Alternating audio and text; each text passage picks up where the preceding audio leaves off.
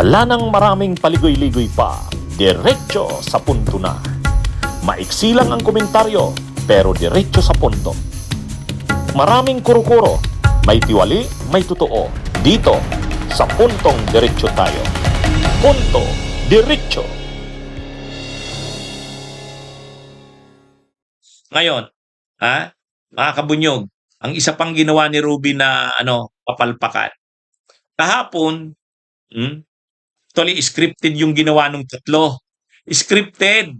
Ang linaw na scripted yung tatlo. Ang tinutukoy kong tatlo,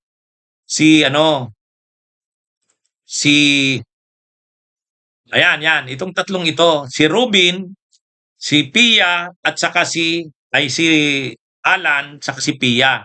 Bakit nasabi nating scripted? Kahapon, dapat kahapon oral arguments doon sa motion para isubpina ang mga bank accounts, bank records ni Sara at ni Manscarpio, pati tax records, Yun yung dapat agenda kahapon, pero hindi. Pagsimula pa lang ng trial kahapon, bumanat na si Robin, humingi na ng oras. Siya kaagad nung nagsalita kahapon. Umwisisyon kaagad si Robin. Alam niyo kung anong sabi niya? Yan, sabi ni Robin.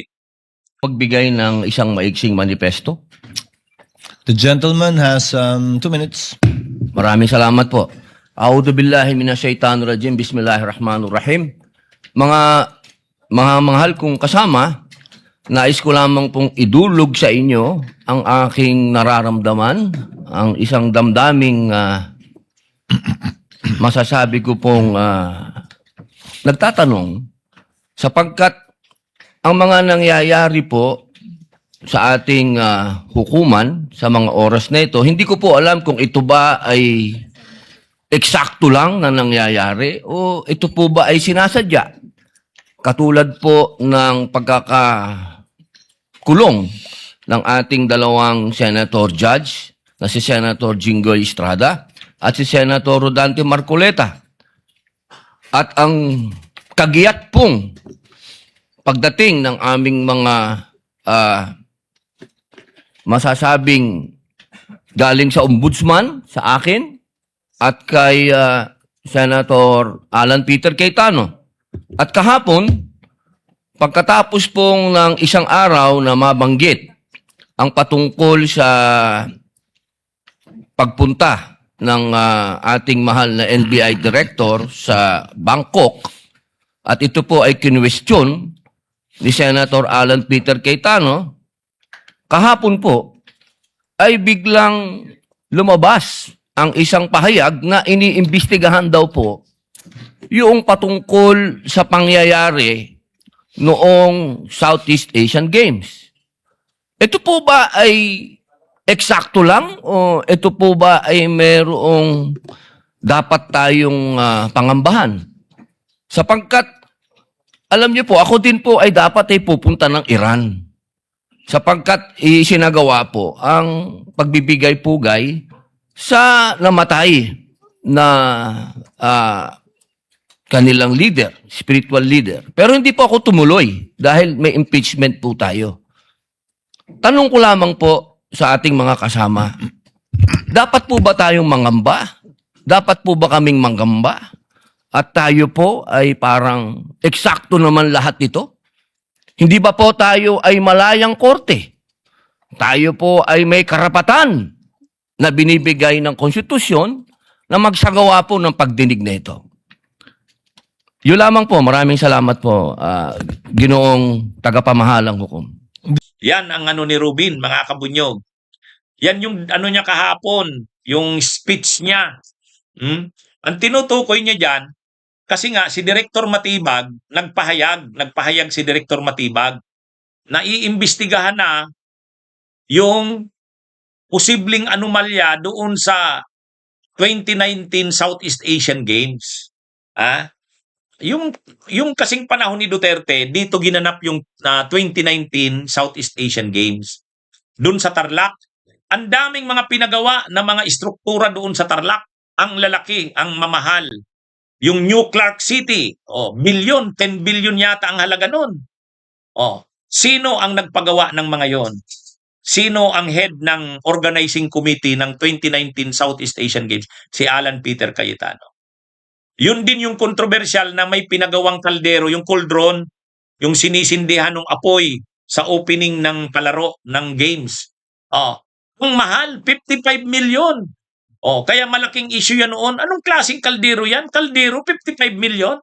Yon. Ay ngayon, iniimbestigahan na ng NBI.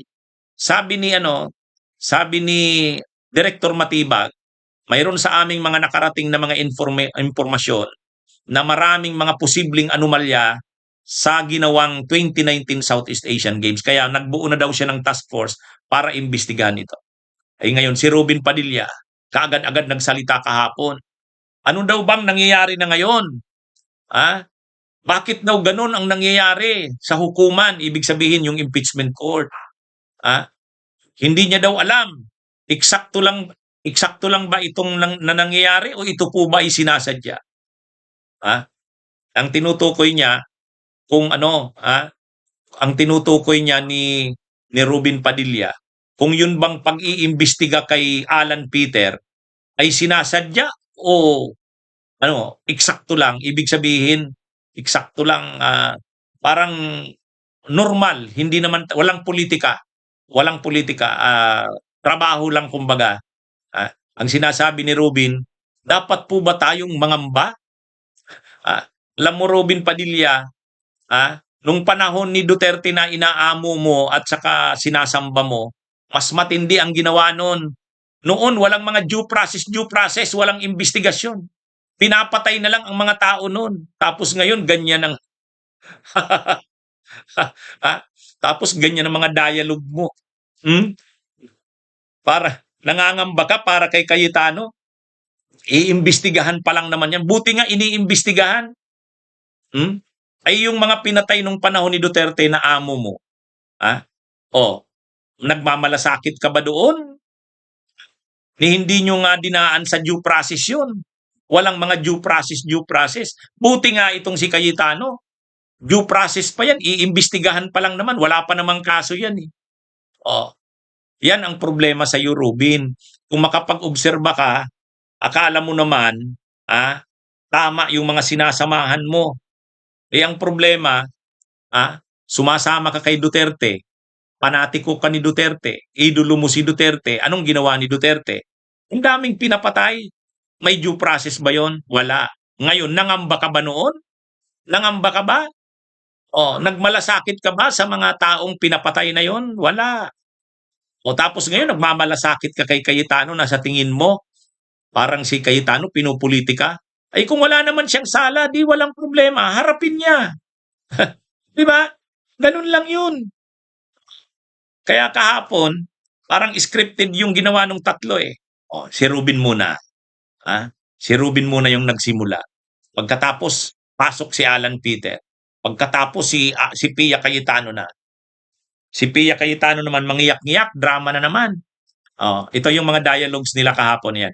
Nandiyan The manifestation of Senator Judge Padilla is noted. What is the pleasure of Senator Judge Mr. Cayetano? Presiding Alan? Officer, Rule 6 of the impeachment proceedings is that the rules of the Senate is suppletory, and if there is anything that affects the honor, integrity, or the functions of us individually or as a Senate here as an impeachment court, someone can rise on a question of personal or collective privilege. I won't do that, but may I just respond to what Senator Padilla said, since my name was mentioned and since the investigation announced by the NBI yesterday seems to be pertaining to this person as chairman of the 2019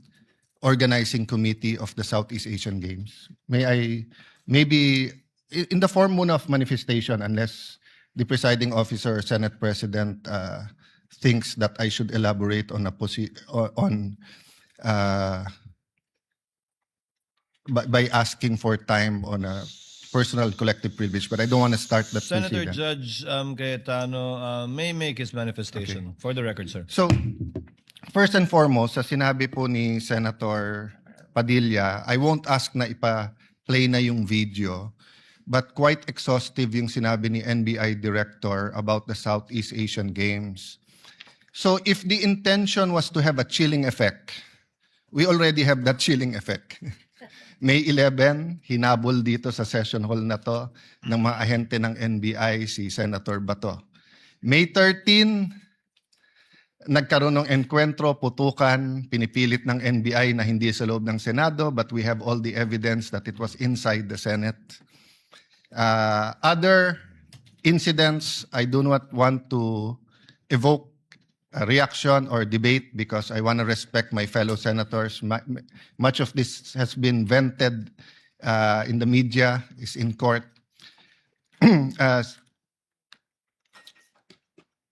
Director Matibag has promised us that he will give us a warrant issued by the ICC, has promised us that he will hold his agents na nanggulpi ng isang OSAA. He will be the one to implement the contempt order and hold them in his office, but wala ditong natupad. So when I mentioned his name, his position the other day that it was bad taste, walang personal yun. I mean, regardless kung sinong, even if it was a secretary, an alter ego of the president who wrote the execution team or the defense team to say, pwede bang next week kasi may seminar, I would have said the same thing, di ba? Na, look at the gallery. Kompleto parati dyan from Congressman Ace Barbers to many Congressman Ridon. I won't name all of you, but you're busy people. But you think this is important, so you take time out and you are here. Diba? Of course, the prosecution team, you have to be, you are here. We are here, despite of many, many other important things. Not only investigations, not only the flood control, not only the BIR, not only, we're also talking about the nation being prone to volcanic eruption, to yung bagyo, buti, well, nasalanta pa rin tayo ng bagyong Inday. Ibang Inday ang pinag-uusapan natin dito sa impeachment. But still, we are here. So it was in good faith that I said, as an example, mukha namang masama kapag kayong isang bureau head. NBI director is a very important position, but it is a bureau. So if a bureau head, and tignan nyo yung invitation, nakalagay sa invitation, or your representative, and we resolved it. So aksidente ba na yesterday, suddenly after I mentioned it, and after during the weekend, many have been talking about na dapat ata hindi 16.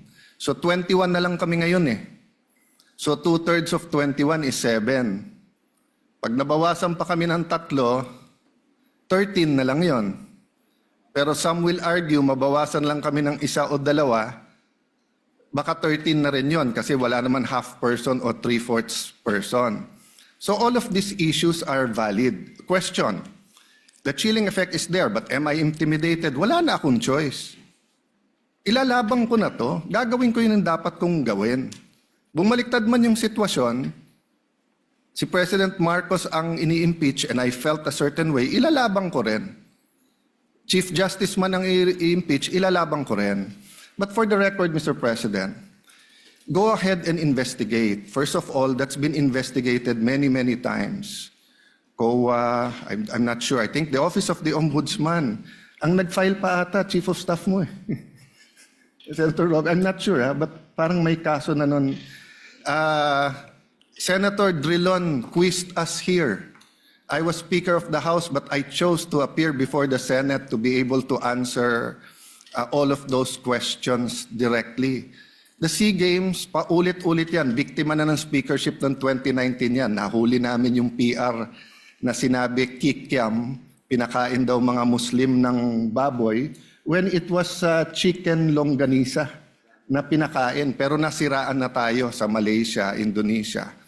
The SEA Games gave us so much honor. So far, it is still the biggest SEA Games in history. Many of our athletes launched their career, even going to gold medals in in the Olympics.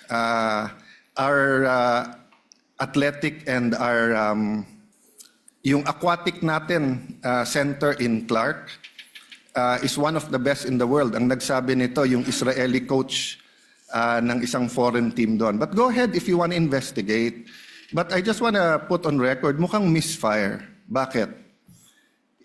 Yung sinasabi niyang infrastructure na walang bidding, first of all, the procurement law has many modes of procurement. So don't make it appear sa public na just because walang bidding, may anomalya na to. Okay. Secondly, bakit ko sinabing misfire? Hindi po sa I'm referring to Director ng NBI Matibag.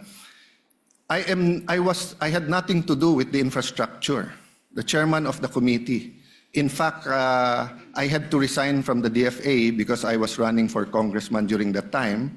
So dun sa sinasabi ni Director Matibag na may congressional insertion to fund it, it's definitely not me because how could a non-member of the Senate or non-member of the House insert anything? Okay. Dun sa sinasabi niyang infrastructure, it was done by the BCDA. The chairman of the BCDA is one of the closest advisors of the president now. The president of the BCDA is one of the closest advisors and is a secretary now. And he said medyo kaduda tong kumpanya na nanalo walang bidding. If I'm not mistaken, it's the same company who's making the City Hall of Pasig.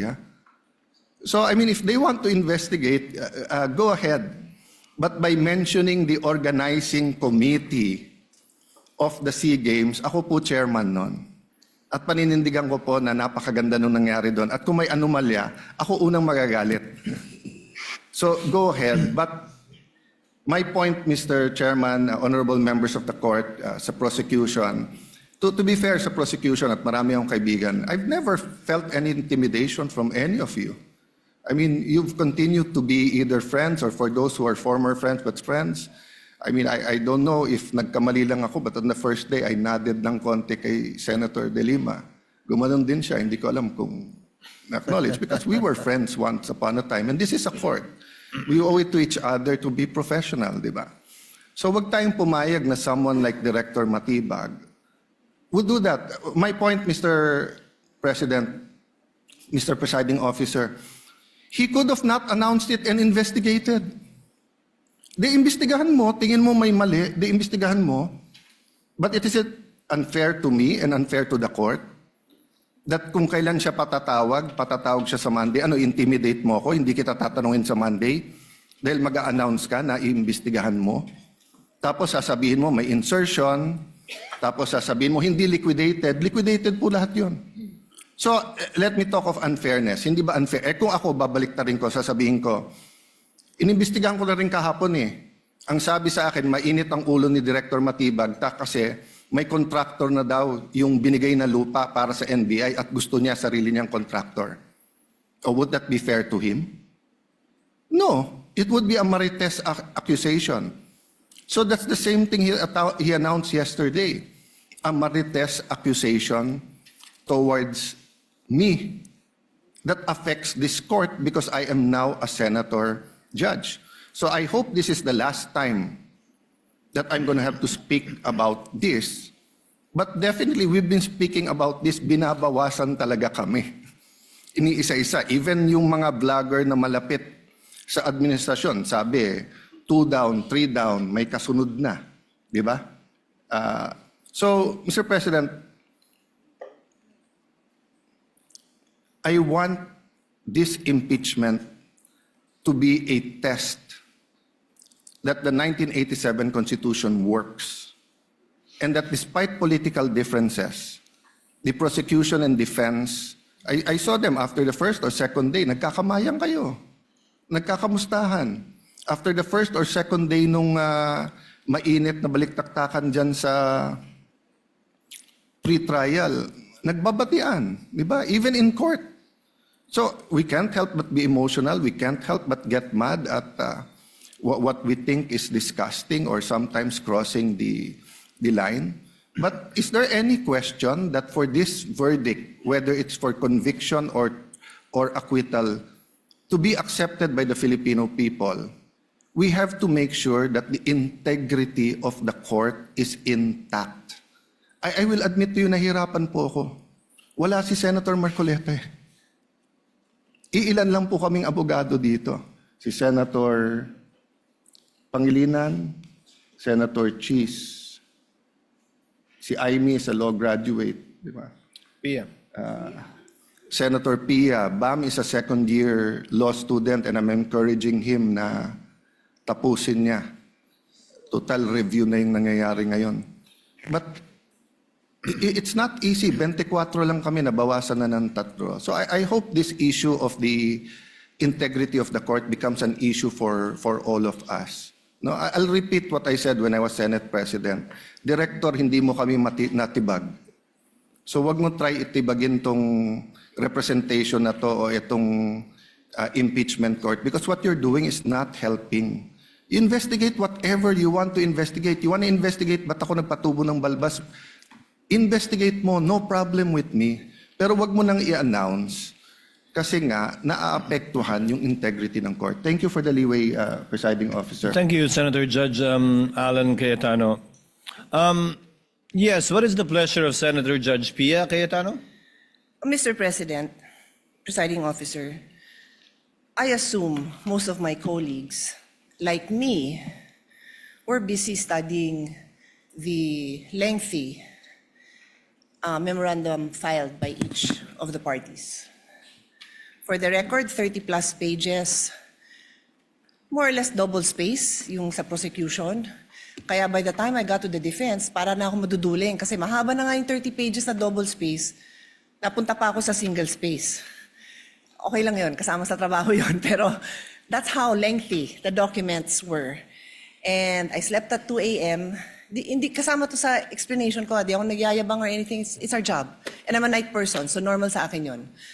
And then in the morning, tuloy ulit, sent my staff questions, asked for more details, and then we worked together throughout the morning until it was time to come here. So I don't know anything about this statement of Director Matibag. But it bothers me to hear this.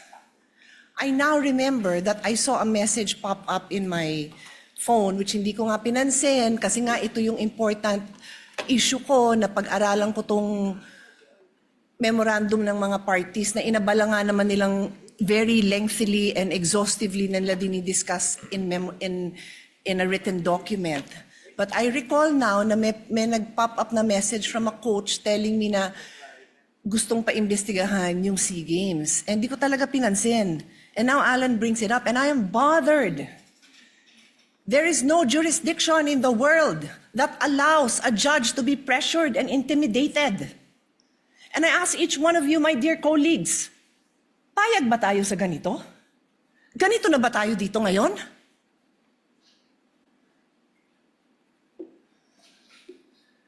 Don't we want a better country for our children? Why would you allow a director who's just called to be a witness next week brag that he's going to investigate? And again, I don't know. So I respectfully request that it be played. Because I want to understand. If I don't have reason to be upset, then thank you, I can focus. I can go back to the business on hand. But right now, I am upset to hear this. And I will stand up for each one of you. I don't care what side you're on. I will stand up for you if somebody tries to intimidate you.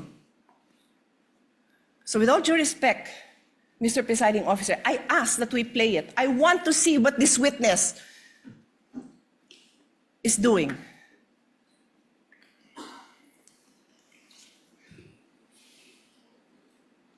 Ang sinasabi kasi ng magkapatid na Cayetano, parang tinatakot sila ni Matibag kasi isasalang si Matibag next week sa Tuesday sa Kamara doon sa Senado doon sa impeachment trial. Kasi magtitistigo si Matibag. Parang ang sinasabi ni Pia Cayetano at saka ni Alan Peter, ini-intimidate sila, tinatakot sila ni Matibag para wag daw tanungin si Matibag. Sus naman, paano naman matatakot si Matibag sa kanila? Ha? Matatakot ba yun si Matibag sa mga questions ni Alan Peter at saka ni Pia Cayetano sa impeachment trial sa Tuesday? Napakasimple lang naman nung gagawin ni Matibag. Unang-una, testigo lang naman siya, hindi naman siya akusado. Bakit naman siya matatakot kay Pia Cayetano at kay Alan Cayetano? Pangalawa, abogado siya. O, wala. Ang pinapalabas kasi ni Alan Peter sa ni Pia Cayetano, kaya sila hinaharas, ini-intimidate ni Matibag kasi isasalang ito bilang testigo next week.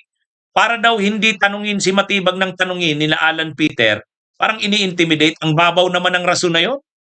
Ang babaw ng rason na yan. O kaya lang, ang nagpasimula ng scripted na yan na kahapon, si Rubin. O, si Rubin muna yung introduction. Katapos si Alan Peter. Tapos si Pia Cayetano. Kaya yung tatlo kanina ay kahapon, yung trayo. Yung trayo na yan. Nagmamakaawa sa mga senador. Ginugulo nila yung Senado. Ang tagal nilang ginulo. Tapos ngayon magmamakaawa sila sa mga colleagues nila, mga kasamahan nilang senador. Ewan ko lang kung suportahan sila dyan. Okay.